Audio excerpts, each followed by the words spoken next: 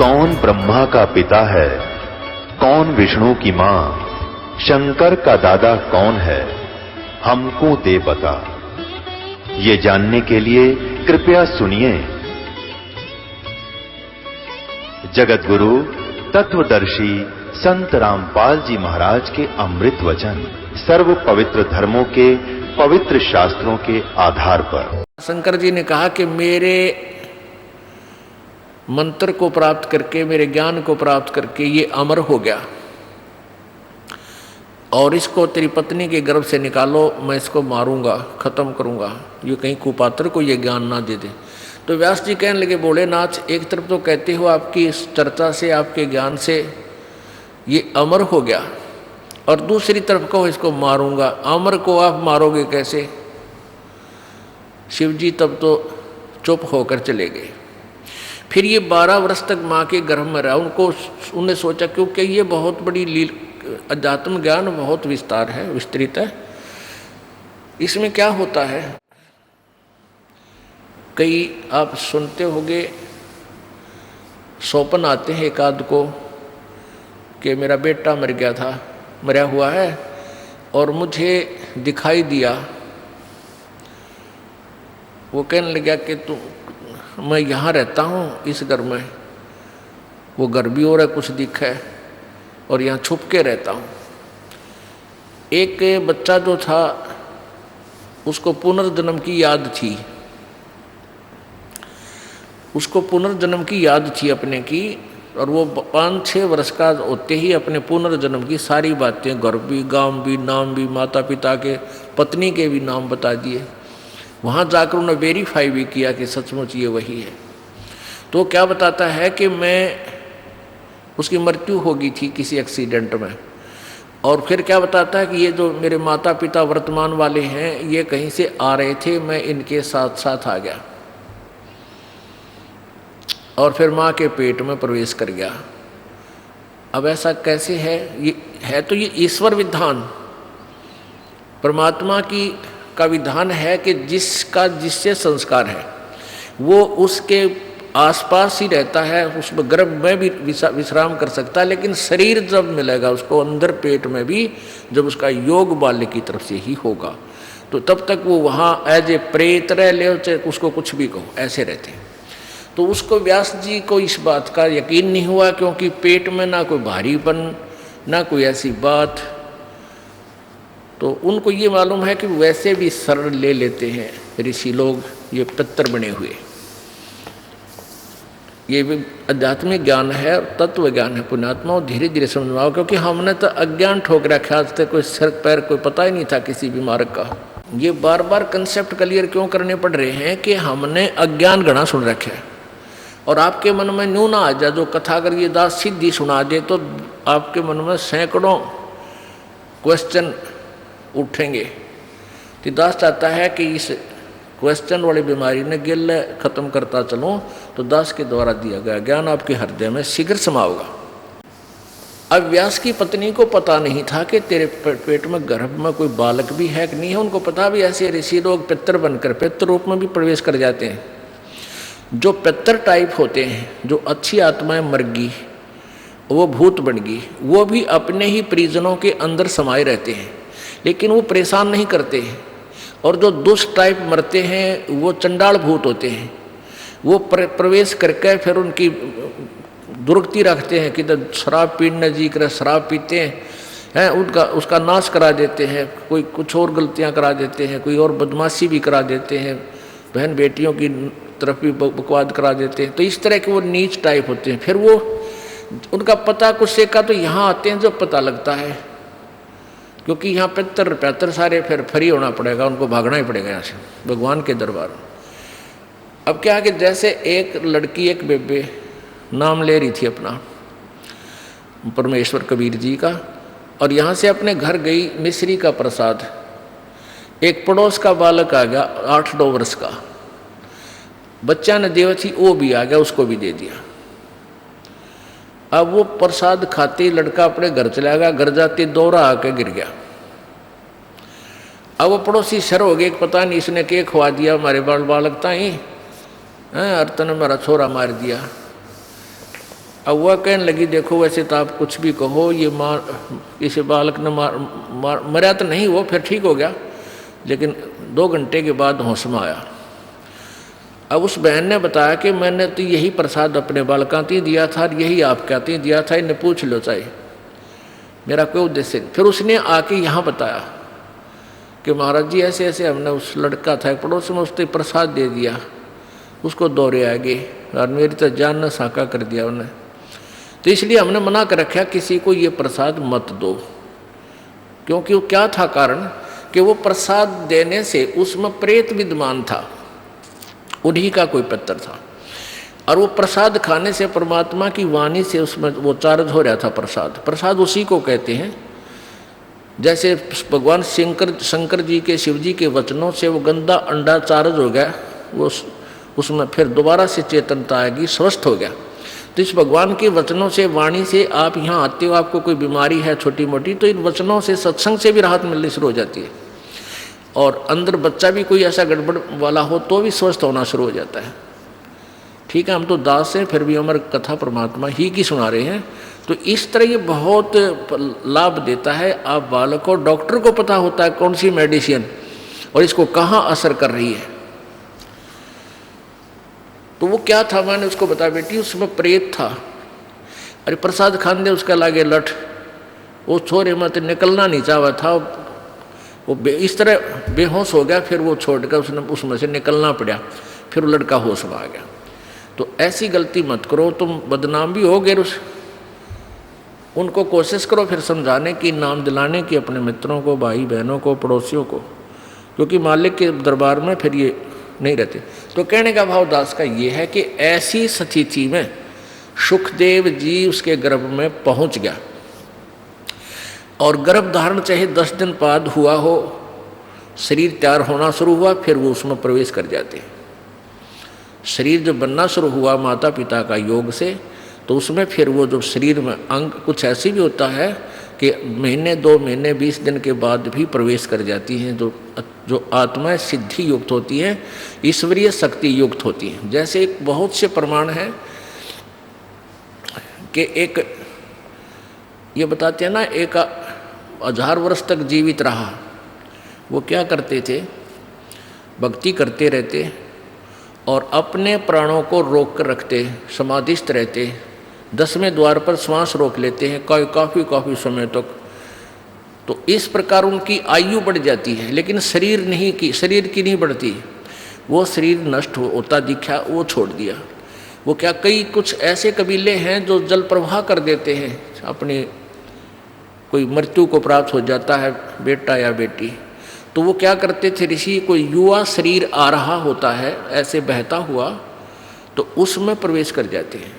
या जैसे कोई उठाकर ले जा रहे हैं, जवान लड़का मर गया, उसको स्वाह करने जा रहे हैं, और वहाँ जाकर के वो सिद्ध पुरुष देख लेता है, अपना शरीर छोड़कर वो घूमता रहता है।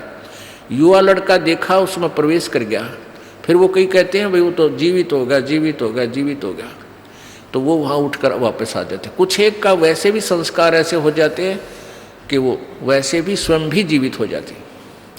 तो ऐसे वो ऋषि लोग क्या करते थे, उस युवा शरीर में प्रवेश करके अपने फिर साधन करने के लिए निकल जाते थे। ऐसे काफ़ी समय तक ये एक सिद्धि होती है जो दूसरे में प्रवेश कर सकता है। तो इस प्रकार ये आध्यात्मिक ज्ञान आपने समझना है। अब सुखदेव ऋषि 12 वर्ष का हो गया, माँ के गर्भ 12 वर्ष तक बाहर नहीं आया। अब ब्रह्मा विष्णु महेश दोनों आए, और तीनों आए, ब्रह्मा विष्णु महेश तीनों ने आकर कहा कि व्यास की पत्नी, आपके गर्भ में एक बालक है, उसको हम 2 बात करना चाहते हैं। वो 12 वर्ष से आपके गर्भ में बाहर नहीं आ रहा। तब उसकी व्यास की पत्नी ने कहा कि मुझे तो ऐसा आभास ही नहीं हो रहा कि मेरे पेट में बालक है। तब उसने शंकर भगवान ने कहा कि मैं उस दिन आया था, ये उसी दिन के बाद कुछ दिन के उपरांत इसने तेरे पेट में शरीर धारण कर लिया है। तब उन्होंने वार्ता की सुखदेव से। ब्रह्मा विष्णु महेश ने कहा कि सुखदेव बाहर आजा महात्मा भक्त, अब 12 वर्ष तक माँ बच्चों को गर्भ में रखेंगी, ये हमारी परंपरा बिगड़ रही है भाई। 9 महीने मुश्किल हो जाते एक माँ ने बच्चे को पेट में रखना, और ये कि तने तो रिवाज बदल दी हमारी। 12 वर्ष तक अगर पेट में सारे रहने लग गए तो समस्या पैदा हो जाएगी, तू बाहर आ जा। अब सुखदेव ऋषि बोला कि भगवान आप बाहर आते ही आप हमें अचेत कर देते हो, फिर हमें कुछ भी शुद्ध नहीं रहती। अब मुझे पता है कि मनुष्य जीवन कितना कीमती होता है, ये केवल परमात्मा पाने के लिए, आत्म कल्याण कराने के लिए मिलता है, और बाहर आने के बाद किसी को कुछ भी सुध-बुद्ध आपके इन गुणों के द्वारा अचेत कर देने से किसी को भी नहीं रहती। आप अपने इन गुणों को रोक लो, अपनी इस त्रिगुणमयी माया को स्टॉप करो, कुछ देर के लिए बंद करो, तब मैं बाहर आऊं। अब ब्रह्मा विष्णु महेश बोले भाई इतनी तो हमारी भी पावर को नहीं, हमें इसने रोक सके। हम 1 सेकंड का भी 10वां हिस्सा इतनी देर रोक सकते हैं, इससे ज्यादा हमारी पावर नहीं हम इसको रोक सके। तो सुखदेव जी बोले इतना ही रोक लो तुम। कहते हैं तीनों देवा थम भी माया, और सुखदेव उधर से बाहर आया। तीनों देवताओं ने या त्रिगुणमयी अपनी माया एक कहते हैं कि तीनों देवा थम भी माया और उधर गर्भ से बाहर आया। सुखदेव सुख में उपजे राई सिंह समोए, 9 नाथ और शब्द 84 ही संग उपजे थे दोए। 9 नाथ और 84 शब्द। अब क्या बताते हैं कि सुखदेव सुख से उपजे राई सींग समोए। अब जैसे भैंस के सींग पर या गाय का सींग जैसे ऐसे खड़ा है, सींग के ऊपर और राई रख दे, सरसों जैसा दाना होता राई का। ये पहले ऐसे ही एग्जाम्पल होया करते, इस तरह की ही जो है ना कथाएं होती थी, इस तरह की कहानियां होती थी। तो क्या कहा था भगवान, इन तीनों भगवानों ने कहा था कि इतनी देर हम माया रोक सकते हैं, अपनी त्रिगुणमयी माया। जब जैसे भैंस के या गाय के सींग पर राई धर दे और जितनी देर वह राई रुके, यानी बस ये समझ लो इतनी देर। सुखदेव सुख में उपजे राई सिंह समोए, 9 नाथ और सिद्ध 84 संग उपजे थे दोए।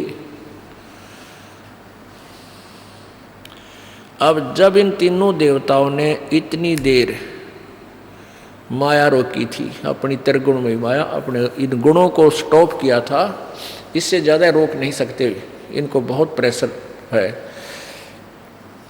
तो उस समय कहते हैं इन 94 बच्चों का जन्म हुआ था। उस समय 94 बच्चे जन्मे थे। उस मुहूर्त के, उस फ्रिक्शन के, उस सेकंड में उनको भी चेतना रह गई थी मालिक के पाने की। तो उनमें से 9 तो नाथ बन गए, 84 शब्द कहलाए, और जो 94 माँ था यो सुखदेव।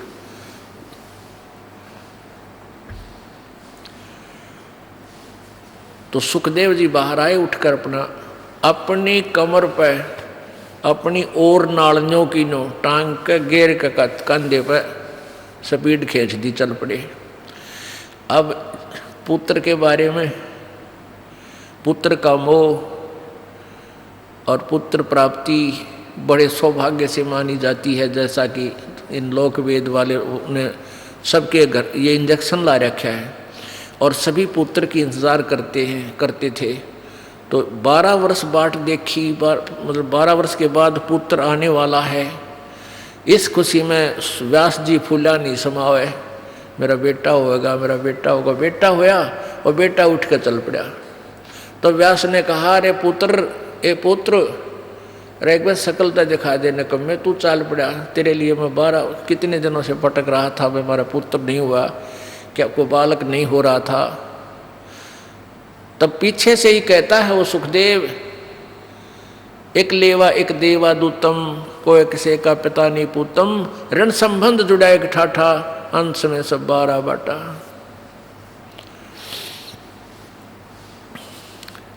व्यास जी सुखदेव जी कहने लगे, ऋषि जी कोई किसी का बेटा ना और कोई किसी का बाप ना जाने कितनी बार तू मेरा बेटा बन लिया, ना जाने कितनी बार मैं तेरा बाप बन लिया, और ना जाने मैं कितनी बार तेरा बेटा बन लिया, तू मेरा बाप बन लिया। ये तो इनका पीछा छुटवाना पड़ेगा, और मैं ना देखूं तेरे का ना, मुझे भी तेरे में मोह हो गया तो फिर क्या करूँगा। इसलिए ऐसे ही निकल गया, आकाश में उड़ गया थोड़ी दूर जाके। क्यों? व्यास पीछे पीछे चल रहा था, बेटा आ जा बेटा, एक बार। अब उसने आकाश में उड़ गया। आगे जाके फिर अपनी आप और नाल काट के पत्ते पुत्ते बांध के, पहले तो बालक थे 10-12 वर्ष के, वहीं अड्डे जाया करते थे, तो उसने फिर अपनी साधना शुरू की। उस साधना से पिछले जन्म की बैटरी चार्ज से स्वर्ग में पहुंच जाता था सुखदेव ऋषि। यह स्वर्ग किसे कहते हैं? स्वर्ग एक रेस्टोरेंट होता है, और वहाँ पर साहूकार, सेठ व्यक्ति, पैसे वाले, धनी ही जा सकते हैं, ना रेस्टोरेंट में गरीब व्यक्ति का नहीं जा सकता। जिस पर पूंजी को ना, जिसके पास पैसे हैं वो धनी है, वो किसी भी जाति वर्ग का है, यानी यहाँ किसी वर्ग से नहीं, धनी से मतलब है। तो जैसे यहाँ राम नाम के यानी सिद्धि भक्ति पुनों के जो धनी हैं वो स्वर्ग जाते हैं, और स्वर्ग के अंदर अपने पुनों को अक्षीण करके फिर वापस आ जाते हैं। स्वर्ग एक रेस्टोरेंट समझ लो, एक होटल समझो। जैसे गर्मियों के दिनों में यहाँ हरियाणा, राजस्थान, उत्तर प्रदेश, पंजाब, मध्य प्रदेश आदि क्षेत्रों में भयंकर गर्मी पड़ती है मई और जून में, और जिसके पास कुछ पैसे हैं, एक्स्ट्रा सेठ है, धनी है, वो 2 महीने कुल्लू और मनाली हिली स्टेशन यानी पहाड़ी क्षेत्र में चले जाते हैं। वहाँ रेस्टोरेंट यानी होटल में कमरा किराए पर लेते हैं और वहीं खाना खाते हैं, और 2 महीने 10-20 हज़ार रुपये जो वो लेके जाते हैं, उन 10-20 हज़ार रुपये को वहाँ खर्च करके और फिर वापस अपने कर्म क्षेत्र में आ जाते हैं, जहाँ उनकी दुकान, बिजनेस, व्यापार है, और वहाँ 20 हज़ार रुपये अपने खा खर्चाए बर्बाद कराए। अब फिर नए सिरे से फिर माया जोड़ो, 20-30 हज़ार रुपये बच जाए तो फिर कुल्लू मनाली अगले वर्ष फिर गर्मियों में चले जाओ, और फिर जेब कटवा के फिर वापस आ जाओ। तो कहने का भाव ये है कि स्वर्ग जो है ये एक रेस्टोरेंट है, और वहाँ यहाँ के पुण्यकर्मी प्राणी ही यहाँ इकट्ठी की हुई माया, धन, पुण्य, उनके आधार से स्वर्ग जाते हैं। तो ये स्वर्ग पर जैसे प्रत्येक शहरों में रेस्टोरेंट होते हैं, होटल होते हैं, तो एक तो कॉमन स्वर्ग है जिसका राजा इंद्र है, और प्रत्येक भगवान, जैसे भगवान ब्रह्मा, भगवान विष्णु, भगवान शिव जी की अलग से राजधानियां हैं, वहाँ पर भी एक स्वर्ग है। वो इस कॉमन स्वर्ग से भी अच्छा रेस्टोरेंट वहाँ अलग से है। सब जगह ऐसा उन्होंने अलग से अपना, जो इनके जैसे विष्णु जी के उपासक हैं वो विष्णु लोक में चले जाते हैं, वहाँ उनका रेस्टोरेंट बना रखा, खाओ खर्चो मौज, यहाँ करो मौज। और फिर ऐसे विष्णु के उपासक विष्णु लोक में चले जाते हैं उनकी राजधानी में, तो वहाँ भी रेस्टोरेंट यानी स्वर्ग है।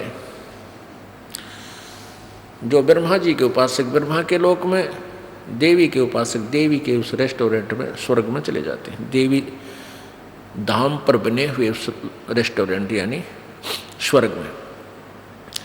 तो ये सुखदेव ऋषि स्वर्ग में जाता था, सहशरीर चला जाता था, और वहाँ के व्यक्ति, वहाँ के जितने भी देव पुरुष थे वो उनकी बड़ा सत्कार करते थे, आदर करते थे कि भी बड़ा सिद्धि वाला व्यक्ति है, ऐसे इसे कलयुग में ना ऐसे समय में और उड़कर आ जाता है। एक दिन वो विष्णु जी के लोक में चला गया। कौन? सुखदेव। उसकी पिछले पनों की बैटरी चार्ज थी, पिछले पनों से उसके शरीर में वो सिद्धि शक्ति थी। एक सिद्धि आकाश से उड़ जाई, एक सिद्धि जल पैर न लाई, एक सिद्धि कुछ खावन पीवे, एक सिद्धि जो बहु जुग जीवे। इस तरह ये 24 सिद्धियां हैं। उनमें से एक आकाश में उड़ जाने वाली सिद्धि सुखदेव को प्राप्त हुई और हल्दी की गांठ से पंसारी बन गया, महर्षि सिद्ध बन गया। अब वो विष्णु लोक में पहुंच गया, जो कारण अला अला वो वहां पहुंच गया। अब जो ही विष्णु लोक में वो पहुंचा तो वहां स्वर्ग में पहुंचा, उस रेस्टोरेंट यानी रेस्ट हाउस में, वो VIP रेस्ट हाउस। वहां जाकर उसने पहरेदारों से, नौकरों से, पार्षदों से कहा कि मैं पृथ्वी लोक से आया हूं, सुखदेव ऋषि मेरा नाम है और मैं स्वर्ग में जाना चाहता हूं। अब उनने वहां जो गेट कीपर थे, सेवादार थे, पहरेदार, पौलिया बोलते हैं, यानी जो डोडी में जो बैठे रहते हैं, उनसे जाकर कहा तो वो कहने लगे जी ठीक है आओ ऋषि जी, आपके गुरुजी कौन है। अब वहां जाकर पता चल रहा है इनको, जैसे अगर मान ले को डुप्लीकेट गुरुजी भी होगा किसी का, उसको वापस भेज दिया जाएगा, और गुरु नहीं है तो भी। तो उसने वहां पूछा कि तुम्हारा आप जी का गुरुजी कौन है, फिर वो रजिस्टर में मिलाओगे वो मान्यता प्राप्त है कि नहीं है। सुखदेव ऋषि कहने लगा मेरा कोई गुरु नहीं है। पार्षद बोले ऋषि जी फिर आपको अंदर जाना अलाउड नहीं है। अब सुखदेव ऋषि कहने लगा क्यों भाई, ऐसी कौन सी बात है, गुरुजी बनाना क्या आवश्यक है, जब मैं बगैर गुरु बनाए ही यहाँ आ गया हूँ, गुरु बनाए हुए भी यहाँ आते हैं।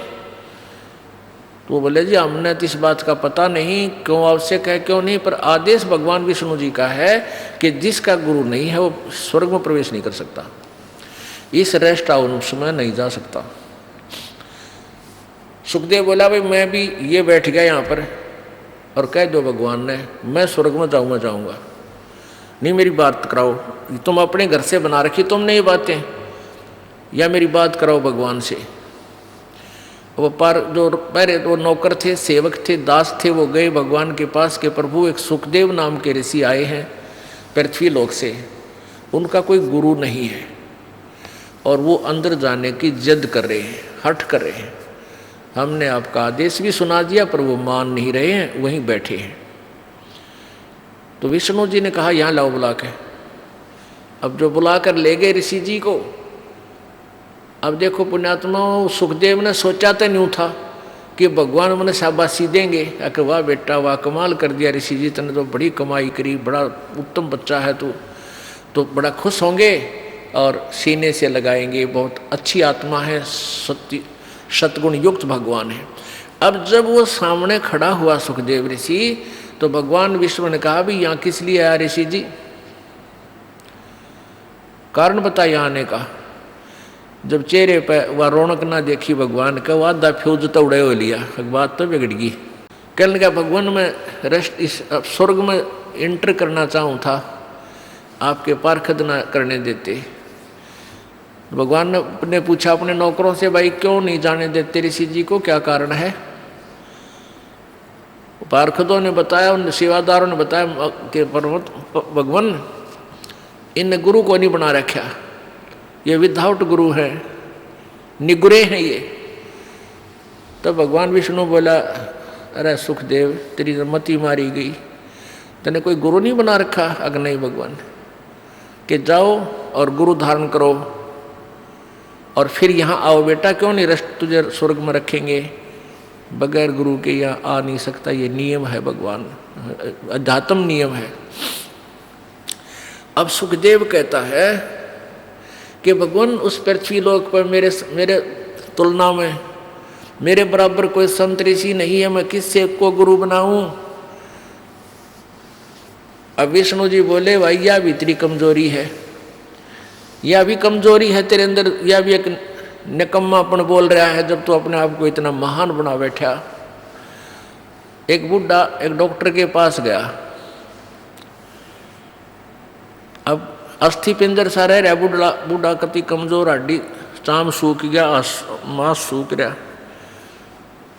डॉक्टर से कहने लगा, डॉक्टर जी मैं जब खड़ा होता हूँ मुझे चक्कर आवे हैं, चक्कर से आते हैं। अब डॉक्टर ने देख लिया अस्थि पिंजर रह बुढ़ड़ा ने बोला, बाबा जी तेरा कमजोरी है, यानी शारीरिक वीकनेस है, यानी आपका शारीरिक कमजोरी है, ताकत कोई ना रही, बुढ़ापा आ गया। कहने लगा मेरी पिंडियां में दर्द हुआ है, पिंडी भड़के हैं, यानी पिंडलियों में पीड़ा रहती है। डॉक्टर बोला कमजोरी है। ने बोला कड़ दुख है डॉक्टर जी, कमर में दर्द रहता है। डॉक्टर बोला कमजोरी है। और बूढ़ा छोम आ गया, गुस्सा हो गया। ने बोला तू डॉक्टर है गम चक्कर, एक के बाद जाना है कमजोरी है कमजोरी है, और भी क्यों, मतलब लाल हो गया। डॉक्टर बोला बाबा यह भी कमजोरी है, क्योंकि कमजोर आदमी ने गुस्सा गणा है,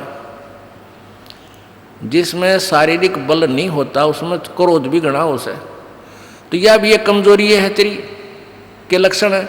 तो उस समय भगवान विष्णु ने कहा कि यह भी तेरी कमजोरी है सुखदेव, जो तू अपने आप को एक महान मान रहा है। अरे महान तो एक का है संसार में, वो परम पिता, और दूसरा अपने आप को इतना अंडी मान है, वो निकम्मा आदमी है, घोर निकम्मा, और निकल जाए यहाँ से। और कहा अब जाके राजा जनक को गुरु बना, राजा जनक से उपदेश ले, वो आज के वक्त में मेरे सत्र का और स्वर्ग सत्र का वो मान्यता प्राप्त गुरु है। अब वहां से तो मुंह लटका कर चल पड़ा। अब आ गया उस इंद्र वाले स्वर्ग में, कॉमन स्वर्ग में। अब वहां जब वो पहले आता था तो चेहरा न्यारा खिला हुआ होता था, उस दिन गया था मुंह लटका हुआ था। अब वहां बैठे देवताओं ने पूछा कि आओ महात्मा जी, महर्षि जी, आज किस टेंशन में हो आप, क्या चिंता है आपको। अब सुखदेव ऋषि कहने लगा, भाई महापुरुषों चिंता का तो कमी है ना रही चिंता की। तो मैं ऐसे ऐसे विष्णु जी के पास गया था भगवान के लोक में, और वहाँ मुझे स्वर्ग में रहने से मना कर दिया, भगवान विष्णु जी ने भी मना कर दिया।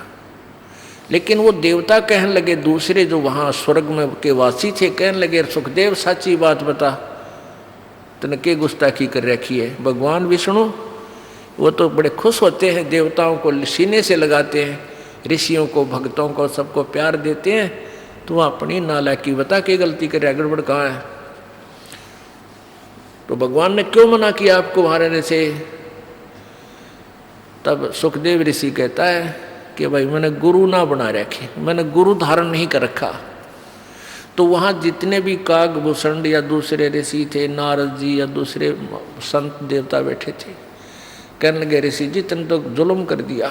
ओहो, अरे हम तो आपको बुद्धिमान व्यक्ति मानने थे, शायद आपने गुरु धारण कर रखा होगा इसलिए यहाँ आते थे। आगे से यहाँ भी आपको हम अच्छी दृष्टि से नहीं देखेंगे अगर आपका गुरु नहीं होगा तो। तब वो कहने लगे भाई आज तो चलो कोई नाम ना ले, वह पिछला पुण्य है, जब तक तो ये बैटरी चार्ज रहेगी, सुख भी रहेगा, घर में भी सुख रहेगा, सारे ठाठ नजर आएंगे। जिस दिन ये पुण्य समाप्त हो जाएंगे और फिर पाप कर्म का जब गिरडा फिरेगा, पापों का जब चक्कर चलेगा, तब भाई 84 लाख योनियों में कितने गधे बने पाओगे। जो ही उन्होंने कहा कि 84 लाख योनियों में अगर गुरु लेकर के पुनः बैटरी चार्ज नहीं की, गुरु से उपदेश नहीं लिया, गुरु नहीं बनाया, तो अगले जन्म में गधे की योनि में भी जा सकते हैं। तो एक आधा सख्त बोलनिया भी होता है, कहने लगे सुखदेव या 2 दिन के सोच ले, तेरी सिद्धि चार्ज हो रही है बैटरी, या खत्म हो जाएगी फिर गधा बनेगा। अब जो ही उन्होंने कहा कि गधा बनेगा तो उसको अपना पिछले जन्म पूर्व जन्म की एक कथा याद आ गई, एक जीवन याद आ गया कि उसमें वो अंधा बना हुआ था, गधा बना हुआ था और गधा भी अंधा। तब सुखदेव ऋषि ने कहा कि ओहो आप बात तो सही कह रहे हो, एक बार मैं गधा की योनि भोग रहा था और अंधा हो गया। मेरे मालिक कुमार ने मुझे त्याग दिया, 2 मारे लठ और कर दिया जंगल की ओर। तो मैं चल पड़ा एक पगडंडी पर, चलता चलता चलता चलता दूर जंगल में चला गया। वहाँ एक थोड़ा सा नाला था, उस नाले में मैं गिरने लगा। मैंने अगले पैर जब जाने लगे, मैंने थोड़ा सा आगे को भागना चाहा, इतने में अगले पैर आगे से जा टिका अगले किनारे पर, पीछा टिक गया पिछले किनारे पर, पुड़ी बन गई मेरी, फिक्स हो गया, नीचे पैर टिके नहीं। तो वहाँ इक्का दुक्का आदमी आवा था, क्योंकि दूर स्थान होने के कारण वो मेरे ऊपर पैर रखे और पार हो जाए, उनने मैं पुड़ी बना दिया, पुल बना दिया। और 1 हफ्ते तक 10 दिन तक मैं भुगत भुगत कर मरा। अब जाऊंगा और मैं तो गुरु धारण करूंगा। अब परमात्मा कबीर परमेश्वर जी के ज्ञान से परिचित होने के बाद आदरणीय गरीबदास साहिब जी क्या कहते हैं, भाई सुखदेव ने 84 भुगती बना पजावे खरवो, तेरी क्या बुनियाद प्राणी तू पेंडा पंथ पकड़वो।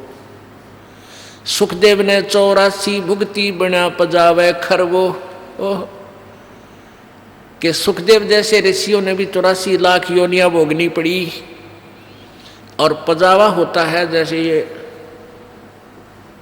कुम्हार मटके बनाए हैं, पकाते हैं, फिर वो ऊंचा होता चला जाता है, तो वहाँ गधे के द्वारा ईंटें भी पकाते हैं, उसमें पजावे में ईंटें पकाते हैं और मटके भी पकाते हैं। तो वो उसकी राख से ऊंचा होता चला जाता है, बहुत ऊंचे पर फिर वो ऊपर ही बनाना शुरू कर देते हैं। और नीचे से गधे के ऊपर थैला डाल के नीचे ते कच्ची ईंट डाल के ऊपर ले जाते हैं, वहाँ जाते पक्की ईंट डाल देते हैं, कच्ची उतारते ही, और उनको नीचे ले आते हैं। यहाँ बताना चाहते हैं कि सुखदेव ने 84 लाख योनियां भोगनी पड़ी जो सत साधना नहीं कर रहे हो तुम। और बिना पजावे खरवो, खर माने गधा, और तेरी क्या बुनियाद पराड़ी तू पेंडा पंथ पकड़वो। आपकी क्या बुनियाद है, आपकी क्या औकात है, आप वो रास्ता पकड़ो, पेंडा माने रास्ता, पंथ। अपने आत्माओं थोड़ा सा सावधानी से सुना करो सत्संग में। ये बात कहने सुन की ना है, ये कर पाड़न की है, ये कोई कथा नहीं, हम कोई कथावाचक नहीं है, हम आपके ये इंजेक्शन ला रहे हैं। और जो इस इंजेक्शन की दवाई ना अंदर नहीं जान दोगे, कान नामक है, इंजेक्शन लगते हैं ये, और तुम कान ठीक नहीं रखोगे, इंजेक्शन की औषधि बाहर गिर जाएगी, वो लाभ के देगी आपको, क्यों दो, यहाँ किस लिए आए, फिर आपको लाभ क्या होगा। ये मानव शरीर सदा नहीं रहेगा, और इस मानव शरीर का उद्देश्य क्या है वो आपको सत्संग से ही पता चलेगा। समाज में तो आपको जितना ज्ञान था वो आपको पता है, केवल रोजी रोटी पेट भरने के धंधे तक ही वो आपको ट्रेनिंग देते हैं। अब इस कथा से आपको हर तरह से शिक्षा मिलेगी। तो क्या फिर सुखदेव ऋषि ने उन ऋषियों से कहा कि महात्माओं बात तो आपकी ठीक है और गुरु भी बनाऊंगा, लेकिन भगवान ने तो एक और समस्या पैदा कर दी। अब वो ऋषि बोले, वो देवता बोले वहाँ के, कहने लगे सुखदेव पहले तो तने बोलन का बेरा नहीं, अरे भगवान समस्या पैदा करते हैं कभी, और तो उनको समस्या मानता, जो भगवान तुझे कोई वचन बताए होंगे, कोई ज्ञान दिया है, उसको तू समस्या कहता है। अब उसने क्या कहा कि भगवान ने एक समस्या और मेरे सामने खड़ी कर दी। वो देवता बोले क्या खड़ी कर दी भाई, ऋषि जी बताओ। कि भगवान ने कहा है कि राजा जनक से नाम ले, उनको गुरु धारण कर। अब क्या कहता है वो सुखदेव ऋषि, ठीक है अच्छी आत्मा भी थी, सिद्धि भी थी, पिछले पुण्य भी थे, लेकिन शिष्टाचार और अभिमान, शिष्टाचार नहीं था, अभिमान का भरा पड़ा था। और अभिमान इस प्राणी को किसी भी प्रकार का हो, वो भगवान से कोसों दूर रखता है। अभिमान और भगवान का खड़ा एक्सीडेंट है। जिसके अंदर जरा सा भी अहम है, अभिमान है, भगवान निकट नहीं आ सकता। ठीक है जैसा कर रहा है वो दे देगा तेरे को वैसा ही, लेकिन मालिक नहीं मिलेगा। अब क्या अभिमान था, जनक विदेही राजा भाई, कैसे शीस निवाऊं जाई। राजा जनक गृहस्थी भाई, कैसे शीश निवाऊं जाई। सुखदेव बोले वचन विवेका, हम स्त्री का मुख नहीं देखा। राजा जनक गृहस्थी भाई ही, कैसे शीश निवाऊं जाई। अब यहाँ बात बिगड़ी हुई, सारे इस यहीं तक सीमित है सबकी बुद्धि। अब जिसने घर त्याग दिया वो कर्म सन्यासी हो गया, बालक त्याग दिए, राज त्याग दिया, जंगल में जा बैठा, वो कर्म सन्यासी है। और जो बाल बच्चों के साथ या घर पे रहता है वो कर्म योगी है। तो जिसने कर्म सन्यास कर दिया यानी जंगल में चला गया और ब्रह्मचारी रह गया, बाल ब्रह्मचारी बचपन से, तो वो तो फिर जमाए कति अकड़ पाड़ी जाए, तेरा जैसा कोई सहे कोई ना। वो इससे बात मैं टीटी पागले है कि मैं ब्रह्मचारी हूँ, मैंने स्त्री ग्रहण नहीं की है। तो ये सुखदेव में ये अवगुण और था कि मैं बाल ब्रह्मचारी हूँ, मैंने स्त्री का मुँह भी ना देखा, राजा जनक का कई रानी है और उसको गुरु कैसे बनाऊँ, वो तो गृहस्थी आदमी है। इसके लिए परमात्मा का विधान बताता है, केले की कोपीन है जो फूल पान फल खाही, नर का मुख नहीं देखते जो बस्ती निकट ना जाई। वो जंगल के रोज हैं जो मनुष्यों बिद के जाई, निस्तिन फिरे उजाड़ में नो परमात्मा पावे नाही। अब क्या कहते हैं भाई, एक व्यक्ति कह रहा था ना, बोला वहाँ ऋषिकेश तो ऊपर एक जंगलों है में एक ऐसा महात्मा रहता है, शरीर पर नी वस्त्र रहता, कोई कपड़े नहीं रखता, ना खाना खाता, फूल पत्ते खाकर अपना साधना करता है और लंगोट की जगह कर केले के पत्ते बांध रहा है। और भाई एक दिन बस ने थोड़ी सी कसर रहेगी, उनके उसके दर्शन ना हुए। जो ही मैंने उनकी तरफ दृष्टि की, उनका मुंह बैक हो गया और वो भाग के गुफा में जा बड़े की तो गहरे, और जब दर्शन हो जाती है तो बेड़ा पार हो जाता है। अब इसके विषय में कहते हैं, परमात्मा का विधान बता रहा है कि कीड़े की कोपीन है, लंगोट पर्दे पे, यानी इतने त्यागी वैरागी समझते हो, लगते हैं तुम्हें। केले की कोपीन है, पान यानी पत्ते, फूल और फल खाही, और आदमी का मुख नहीं देखते। कहते वो महात्मा आदमी के निकट ना आता, अंदर घुस जा, भाई महापुरुष पड़ा है। कहते नरक का मुख नहीं देखते जो, और बस्ती निकट ना जाही, गांव के आसपास नहीं जाते हैं मांगने। वो जंगल के रोज हैं, ये नील गायें होती है ना, जो आदमियों ने देख कर, पहले ये नील गायें आदमी को देखो भाग लिया और फड़क गए। ये थोड़ा फर्क पड़ता जा रहा, जंगल रहे कोई ना, जहाँ की तो बाज बूझ के थकले हैं बेचारी, फिर ये इतना पहले वाला स्थिति नहीं रही। तो पहले ये आदमी दिखते भाग को पूरा लाइन की लाइन बढ़ जाती थी जंगलों में। तो परमात्मा उन साधकों को, परमात्मा का विधान, उनकी अमरवाणी बताती है कि वो तो जंगल के रोज हैं, जो आदमियाँ तो बेदक के बाजें डर के, और ऐसे निस्तन फिरो उजाड़ में, वो जंगल में चाहे दिन रात धक्के खान दे रही हो, नो परमात्मा पावे नाही, उसके पाने की विधि न्यारी है। फिर क्या बताते हैं, डेरे डांडे खुश रहो ये खुसरे लेना मोक्ष, ध्रुव प्रहलाद पार हो गए फिर डेरे में क्या दोष। डेरा माने गृहस्थी। अब क्या बताया परमात्मा की अमरवाणी क्या बता रही है, सच्चिदानंद की घन की वाणी में विस्तार से कहे गए सारे ज्ञान, तत्व ज्ञान, जो गीता जी अध्याय नंबर 4 के श्लोक 32 में कहा, जिसके विषय में कि डेरे डंडे खुश रहो, अपने घर में गृहस्थी में आनंद से रहो, खुश रहो। यदि कोई न्यूके है कि बालक शादी ना कराने से ही मोक्ष होगा, उसकी यह अज्ञान सिद्धांत है। भाई ध्रुव प्रहलाद को तुम पार मानते हो तुम्हारे विधान से कि ध्रुव प्रहलाद पार हो गए, और ध्रुव प्रहलाद दोनों ही घर में थे, गृहस्थी थे, इनने ब्याह करवाया, इनका बालक हुए और ये पार हुए। फिर ब्याह करवाने में यानी गृहस्थी में दोष क्या है? तरी कुछ विधि से काम लो।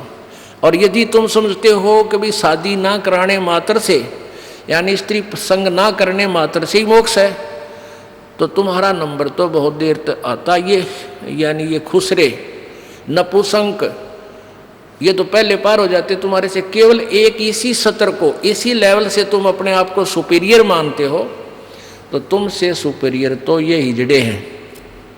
बचपन से ही चाहते हुए भी इनमें विकार नहीं हो सकता, और तुम तो कि तक काम बिगाड़ सकते हो। तो कहने का भाव ये परमात्मा का कि परमात्मा की भक्ति से खुसरे करो, और ते ब्रह्मचारी करो, और ते शादीशुदा करो। लेकिन दुराचार बुरा है तो सबका काम बनेगा, लेकिन शास्त्र अनुकूल हो। अब यहाँ समस्या और आ जाती है। गीता जी अध्याय नंबर 3 के प्रारंभ ही 8-9 श्लोकों में स्पष्ट किया है कि एक तो कर्म सन्यासी, एक कर्मयोगी। कर्मयोगी जो बाल बच्चेदार गृहस्थी है, कर्म सन्यासी जिसने घर त्याग दिया, यानी काम छोड़ दिया, अपना बैठ कर केवल हठ योग कर साधना पर लाग रहे। वैसे तो यदि उनकी शास्त्र अनुकूल साधना नहीं है, दोनों ही व्यर्थ हैं, अश्रेयकर, वो श्रेयकर नहीं है, अच्छी नहीं है। और फिर भी यदि शास्त्र अनुकूल साधना भी कर रहे हैं, उनमें भी मान ले उनके अंदर भी ये त्रुटि है कि मान लीजिए जैसे एक गृहस्थी वही साधना कर रहा है शास्त्र अनुकूल, और एक कर्म सन्यासी कर रहा है जंगल में बैठ कर उसी साधना, तो उन दोनों में से भी गृहस्थी फिर भी ठीक है, क्योंकि उसमें अभिमान कोई ना, अभिमान नहीं है तो कोई संत आकर के कभी ना कभी उसको ज्ञान भी दे देगा। और जिसने कर्म संन्यास कर दिया, जंगल में चला गया, बाल ब्रह्मचारी कहता अपने आप को, या वैसे बालक त्याग कर चला गया, उसमें ये सबसे बड़ा अवगुण हो जाता है कि वो मानने को दूसरे की अभिमानी हो जाता है। तो इनसे कहते हैं वो कर्म योगी अच्छे हैं, श्रेष्ठ हैं। श्रेष्ठ क्यों है? क्योंकि उसकी तुलना में, क्योंकि वो मान जाएंगे, भगवान की भक्ति कर लेंगे। एक बार क्या था कि अब कर्म सन्यासी और कर्म योगी की भी करना पड़ेगा, थोड़ा डिस्क्रिप्शन देना पड़ेगा, इसका विवरण सा उदाहरण। पहले ये दास ज़्यादा विस्तृत से नहीं बताता था, नो खोल कर बता भाई, जैसे जिन्हें शादी नहीं करवाई वो कर्म सन्यासी हैं, यानी जो काम छोड़ गए। और फिर कथा आती हैं जैसे राजा जनक भी शादीशुदा था, बाल बच्चेदार था, यो पार हो गया, ध्रुव भी पार हो गया, प्रहलाद भी बाल बच्चेदार था, पार हुआ, गरीबदास जी बाल बच्चेदार थे, पार हुए। और ये ऐसे ऐसे जो शादी नहीं करा रहे थे, ब्रह्मचारी रहते थे, ऐसे करते थे, वो नरक गए। तो यहाँ एक भगत आ रहा है सेवा में राजस्थान से, 8-9 वर्षों से हमारे साथ ही रह रहा है। उसने ये सत्संग सुन लिया, वो केवल अपना उद्देश्य यही लेकर आया हुआ है कि मैं अपना पीछा छुड़वाऊँ। उसका वैसे रामकरण नाम है, हमारे यहाँ रहता है आश्रम में। तो उसने 2-3 बार कुदरती ऐसा सूत बैठ गया, शॉर्टकट में वो बात ऐसी बतानी पड़ गई, तो उसका वहम हो गया कि भाई जो शादी करावे हैं वही पार होंगे, और जो शादी नहीं कराता मैं तो रह गया। फिर तो उसने सोचा तो बात बिगड़ेगी, यानी उसका उद्देश्य जो था परमात्मा पाना चाहिए, चाहे ब्याह करवाना पड़ जाए, मैं ब्याह भी शादी भी करवाऊंगा। तो उसने एक भगत से कहा, बोला मैं तो घर जाऊंगा, और उसकी गर्दन में डिफेक्ट है, ऐसे ऐसे करता है वो हर दिन में, वो कोई या भी रजा है दाता की, भगवान का नहीं गणा लगेगा तो थोड़ा बहुत बड़ा रहता है डिफेक्ट शरीर में। तो उसने मेरे से कहा, जी रामकरण घर जान की कहे। मैंने सोचा भाई किसी बालक ने आपस में कवा सुनी होगी, या कोई अभाव बच्चे को ना होना चाहिए, यहाँ हमारे आया हुआ है, रह रहा है। मैंने उसको बुलाकर पूछा, मैं बेटा कोई दुख है, किसी ने कुछ कह दिया तेरे थे? ना जी। मैं और क्या करेगा? बोला ब्याह करवाऊँगा। भाई तेरी नाड़ तो काम करने का तो ना नो तेरी नाड़ करे न कमी कित पंगम पांदे है तो नो। बोला जी मेरा मोक्ष ना हो है, हमने नो सुना है, जो ब्याह करवा उसका मोक्ष होगा। अरे तरह के जो वही है, फिर उसको समझा बेटा उद्देश्य ब्याह से नहीं है। कर्म सन्यासी वो होता है जो जंगल में चला गया, काम का हाथ और हठियों करके बैठ जाता है। आप तो आश्रम में रहकर भी कर्मयोगी हो, सारा सेवा करते हो। अब वो जूतों की सेवा कर, जोड़ा घर में सेवा करे जूतों वाले में, और सेवा भी करे, जब भी फुर्सत मिलता है अपना बैठ कर भजन करता है। वो क्योंकि ये ज्ञान को इसलिए दास चाहता है हर कंसेप्ट एक बार क्लियर करता चलो, कदे कोई रह जा दूरा, फिर ऐसे कमजोरी रह जा बच्चे में। तो भाव ये नहीं उस होता कि शादी करवाओ या ना करवाओ। जैसे पहले हमने देखा गामा में एक घर में 6-5 लड़के हुआ करते, एक ब्याह जानदार, बाकी सारे बिना ब्याह थे। तो वो भी कर्म योगी थे, वो धंधा करा करते अपना, कोई पाली जा रहा है, कोई आड़ी जा रहा है, कोई कुछ कर रहा है, कोई किस तो ऐसे था। वो भी कर्म योगी थे, कर्म सन्यासी नहीं थे। तो कहने का भाव ये है कि अब परमात्मा कह रहे हैं, अब सुखदेव को ये अभिमान हो गया कि मैं तो बाल ब्रह्मचारी और राजा जनक गृहस्थी भाई और कैसे शीश निभाऊं जाई। ये अभिमान और है नकलियों में जो घर छोड़ के आंडे हैं, लाल कपड़े पहन के। ये मैं सुना करता इनके पास जाता था, बैठता तो एक दूसरे ने कहते थे तू गृहस्थी को अपने पास बैठाता है, यानी उनका आसन होता था। जैसे एक चारपाई पर बैठ गया एक बाबा जी और उसने को बैठा लिया अपना लाडला सा चेला भी अपने पास, घरवाला अकाजा भाई। दूसरा देख लेना उसने जाते घेर दे, क्योंकि तूने गृहस्थी को अपने बराबर बैठा लिया। तो संत में और गृहस्थी में क्या अंतर रहा, ये तो वैसे यहाँ तक उलझ पुलझ हो रहे थे। तो वो है बीमारी राजा इसमें सुखदेव ऋषि में थी कि मैं तो एक बाल ब्रह्मचारी मस गृहस्थी में, और वो राजा जनक एक राजा और ऊपर से फिर गृहस्थी। एक नारी त्याग दीनी 5 नारी गैल वे। ये नारी घर ने त्याग के कौन जाता है, जो ये महसूस करता है कि मेरी भक्ति में मेरी पत्नी बाधक है, और वो घर त्याग कर जंगल में चला गया। तो परमात्मा का विधान बता रहा है, एक नारी त्याग दीनी 5 नारी गैल वे, पाया ना द्वारा मुक्ति का सुखदेव करी बहु सैलवे। एक नारी त्याग दीनी, भक्ति में बाधक जो पत्नी थी वह तने एक त्याग दी, और ये 5 और रही काम क्रोध मोह लोभ अहंकार।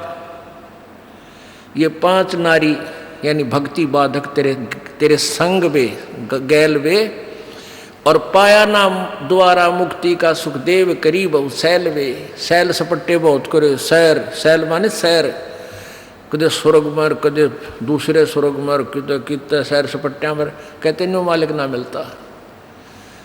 वो कैसे मिला, कबीर परमेश्वर कहते हैं, गर्भ योगेश्वर गुरु बिना बई लग गया हर की सेव, कह कबीर बैकुंठ से फेर दिया सुखदेव। गर्भ योगेश्वर यानी माँ के गर्भ में ही इतना ज्ञानी पा के गया था। वो गर्भ योगेश्वर सुखदेव कहते हैं स्वर्ग में चला गया बिना गुरु के, वहां से उसको वापस फेर दिया, वापस पटक दिया। गर्भ योगेश्वर गुरु बिना वो लग गया हर की सेव, कह कबीर बैकुंठ से वो फेर दिया सुखदेव। राजा जनक गुरु किया फिर किन्नी हर की सेव, कह कबीर बैकुंठ में वो उलट मिले सुखदेव। वो फिर स्वर्ग में गए राजा जनक को गुरु बना के। अब राजा जनक कैसे गुरु बनाया, अब सुखदेव वहां से चलकर आ गए स्वर्ग से, उन ऋषियों से वार्ता करके देवताओं से। उसका फिर भी ना जच्ची बात, तक अपने पिताजी के पास चलता हूँ। व्यास जी बड़े पहुँचे हुए हैं, 4 वेदों का राइटर हैं, और ऐसे ऐसे बड़े महान आत्मा हैं हमारे पिताजी। अब उनसे मिलो, देखो गरतांडी पाक के गया था कि मैं बाप का मुँह भी देखूँ कि जब मेरा मुझे ममता हो जा। ये उनकी अपनी लोक वेद था, अपनी सोच थी। अच्छी सोच होते हुए भी डिफेक्टिव थी, क्योंकि वो सुचारू नहीं थी, वो शास्त्र अनुकूल नहीं थी। अभिमान हो गया कि मैंने पिता का मुंह भी नहीं देखा, चल पड़ा, और फिर पिताजी के पास आना पड़ा। सुखदेव के पास आया ना। सुखदेव अपने पिताजी व्यास जी के पास आए और कहा, पिताजी प्रणाम। कहा गया पुत्र, कहा गया पिताजी। बड़ी खुशी हुई, सीने से लगाया, पिता ने प्यार किया, बैठा दिया, भाई घने दिन में आया है बेटा। फिर कहने लगा, पुत्र आज कुछ मायूस से नजर आ रहे हो, टेंशन किस बात की है आपको? अब सुखदेव ने सारी कथा बता दी कि ऐसे ऐसे भगवान विष्णु के लोक में गया था, उन्होंने नहीं मुझे स्वीकार किया और कहा गुरु बनाओ। और गुरु बनाने के लिए भी राजा जनक को कह दिया। अब राजा जनक गृहस्थी, बाल बच्चेदार, मैं कैसे जाऊं?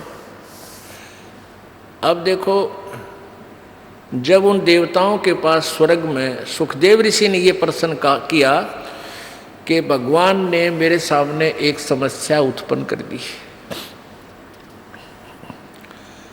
तो देवता कहने लगे, पता लगा कि समस्या क्या है कि राजा जनक से उपदेश ले।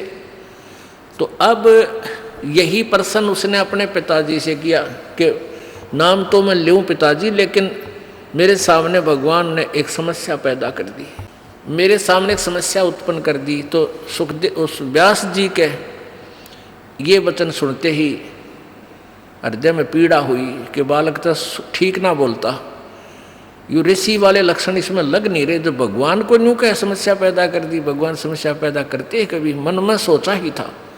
फिर भी अपने रोक कर कहा कि क्या बात होगी पुत्र, कि भगवान ने कहा कि राजा जनक से उपदेश ले ले। राजा जनक तो बाल बच्चेदार, कई रानियां उसके हैं, और मैंने स्त्री का मुंह भी नहीं देखा, मैं बाल ब्रह्मचारी, अब एक गृहस्थी को क्यों कर शीश निभाऊं, मैं तो महर्षि। अब सुखदेव व्यास बोला, भाई तेरा जन्म किस तो हुआ है? आपसे यानी मेरे पिता और ये हमारी माता जी, फिर हम के हैं भाई, हम गृहस्थी को ना, तो मेरे सामने क्यों शीश निभाया फिर आके? तो भाई लग गया था अच्छा बच्चा, लेकिन सुखदेव तो ने कुछ नहीं करी बेटा। मैं सोचूं था मेरा बेटा मेरा नाम रोशन करेगा और महान बनेगा, जब इतना त्याग किया मैंने, अपने दिल पर पत्थर रखा, पुत्र के मोह में कई दिन तड़पता रहा, आहार भी नहीं किया, फिर भी न सोची चल अपना कल्याण करवा लेगा। तो नरक में जाकर गधा बनेगा, डाला तनिव करके रखा है, अभी तक तूने गुरु नहीं बनाया। और फिर ऊपर से कहता है कि भगवान ने समस्या पैदा करती, भगवान ने तो तेरी करड़ाई टाल दी, और जाके नाम ले ले, नालायक उस महापुरुष के चरणों में गिर जा। भगवान का आदेश और भगवान पाना चाहे और उसके आदेश का पालन नहीं कर रहा है, कहाँ ठिकाना तेरा? संत ऋषि साधु किसी सतर के भी क्यों ना हो, वो बोलिया करे सुर में, नो क्या करें डोम की रोएगी तो सुर में रोएगी।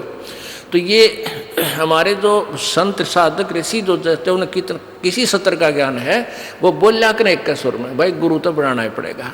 और इतना भी मान, भगवान का आदेश और उसी के पास जाना चाहता है, फिर गुरु ने उसका पालन नहीं करा, डबल डिफेक्ट हो गया तेरे में। अब और विकल्प ना देख के अब पहुंचा सुखदेव ऋषि राजा जनक के पास के बाद तो बिगड़ गई, क्योंकि उसका उद्देश्य तो राम परमात्मा पाना, कल्याण कराना ही था। इसलिए उसने फिर अपना वो मान भी त्यागना पड़ा। अब जिसने भगवान से है तो धीरे धीरे सेट तो हो जाएगा, और जो कति नास्तिक है, डबल नास्तिक साकेट, उसने फिर वो समझावा कैसे। अब राजा जनक के पास पहुंचा, साधु वेशभूषा, लाल कपड़े, फिर तो सेट हो लिया था ना, ऋषि बन गया था, बड़ी बड़ी दाढ़ी और जटा। अब राजा जनक गृहस्थी था, राजा था। राजा में जैसे गीता में लिखा है ना 3 अध्याय में कि गृहस्थ कर्म योगी में अभिमान नहीं होता, इसलिए वो कर्म सन्यासी से ठीक श्रेष्ठ यानी कुछ अच्छा है। तो यही होता है गृहस्थी में, चाहे वो राजा भी हो और चाहे आम व्यक्ति है, भक्त है, परमात्मा से परिचित है विधान से, तो उसमें नम्रता होती है। आय का आदर करे और चलता निभावे शीश, और तुलसी ऐसे मीत से कोई मिलना विश्व बीस। आय का आदर नहीं, नाने नन में ने तुलसी वहाँ ना जाइयो चे कंचन वर्षा में। ये जो तुलसी जी की जो वाणी है ये व्यवहार में ज़्यादा है। अब कई यहाँ इस बात को ये यहाँ लागू नहीं होती सत्संग में, यहाँ तो ये लागू होती है कि संत मिलन को जाइए तजमाया अभिमान, और जो कदम आगे रखे ओहे एक समान है। यहाँ तो कोई आदर मान अपमान करो कि ना कोई, मम संत शरण जगत जान छोई। यहाँ आप आते हो परमात्मा पाने के लिए इस दास के पास, आपको यहाँ कोई उलट सुलट बोल भी जाता है कोई, उसकी परवाह नहीं करनी, जिसने भगवान चाहिए। मान अमान करो क्यों ना कोई, चाहे समाज वाले भी आपका मान अपमान करें। और मम संत शरण जगत जान छोई, यानी यहाँ थोड़ी सी अपने अपने विचारों में भी अंतर होता है। ये परम संत पूर्ण परमात्मा के विचार हैं और वो तुलसीदास के एक व्यवहारिक विचार हैं। लेकिन यहाँ थोड़ा सा लागू होता है कि गृहस्थी के पास कोई भी आता है तो सबसे पहले प्रणाम करें। सतसाहेब, जैसे हम सतसाहेब बोलते हैं, मान ले कोई राम राम बोलता है तो उसको राम राम ही में उत्तर दे देवे। नमस्ते करता है तो नमस्ते जी, आओ बैठो, तो उसका आदर सत्कारी स्वाभाविक गुण होना चाहिए गृहस्थी में। तो ऐसे वो जो कि पहले वाले सभी में ये विद्यमान था। तो राजा जनक खड़े हो गए सिंहासन छोड़कर जब एक ऋषि जी उनके द्वार पर आए।